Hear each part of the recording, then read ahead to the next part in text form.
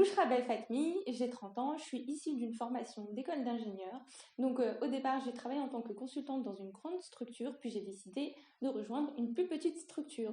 Pour le coup, j'ai postulé chez Telis, j'ai passé plusieurs entretiens. Pour chacun d'entre eux, j'ai subi plusieurs tests techniques et logiques. Mais voilà, aujourd'hui, ça va faire 3 ans et demi que je suis chez eux et épanouie.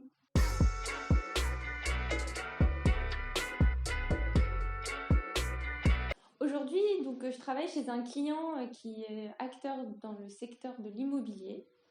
Je suis product owner, c'est-à-dire que je suis l'intermédiaire entre le métier et l'équipe des développeurs. Mon rôle principal, c'est de challenger le métier, c'est-à-dire de vraiment l'accompagner sur son expression de besoin afin de clarifier les enjeux, de bien le structurer et qu'il soit compréhensible par tous.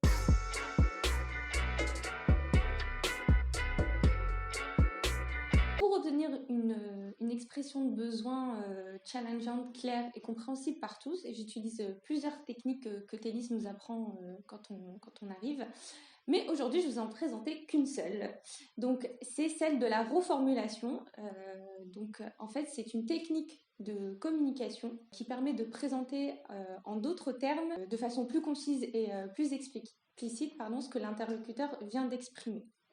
Donc, qu'est-ce qu'elle apporte? Alors, elle permet en fait une compréhension commune et univoque entre le métier et moi-même, mais aussi ensuite entre le consultant, c'est-à-dire moi, du coup, et le développeur. Là, du coup, tout le monde comprendra la même chose, vu que ça a été reformulé et validé en direct avec le métier lors de l'atelier. Elle permet également de lever toute ambiguïté, donc ça évite d'avoir compris peut-être quelque chose que le métier a dit et au final c'était pas ça, et en reformulant en direct pendant l'atelier, le métier va nous corriger si c'est pas notre bonne compréhension. Et par exemple, si on n'utilise pas cette technique, donc en sortant de l'atelier, le risque c'est que au moment où on va formaliser pour écrire l'expression de besoin, est-ce qu'on a recueilli les informations, il y en a beaucoup pendant l'atelier, on va peut-être rédiger des choses qui sont fausses et du coup c'est de la déformation du besoin initial, ce qui va engendrer la production d'un produit qui ne correspond pas forcément aux attentes du métier.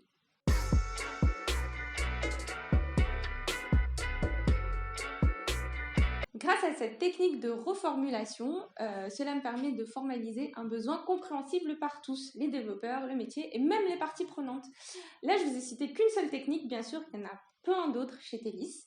Et pour ça, si vous êtes consultant, vous souhaitez être formé dans ces techniques de capture d'atelier, je vous invite grandement à venir nous rejoindre dans l'aventure, ça sera avec plaisir.